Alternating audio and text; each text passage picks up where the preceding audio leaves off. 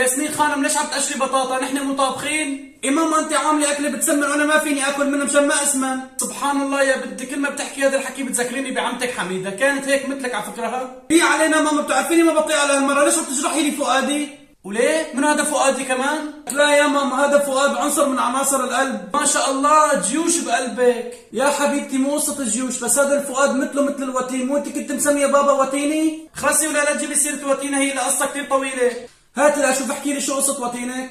راح اختصر لك يا بنتي ليش كنت مسمية ابوكي وتيني ولهلا مسميته وتيني. اختصري لي ماما تفضلي. اخترنا انا وابوك اول لقاء يكون تحت شجره التين، لهيك سميته وتيني، لانه التين والزيتون مذكور في القران، والتين والزيتون وطول السنين، فكرمان نكمل انا وابوكي فحبينا يكون اول لقاء تحت شجره التين. ينصر دينك يا ماما، بربي قنعتيني، هذا هو الحب الحقيقي. لكن يا بنتي نحن هيك كان حبنا، مو مثل حبكم انتم على التليفون وكل واحد بدوله شكل واتنفسك وشو لابس.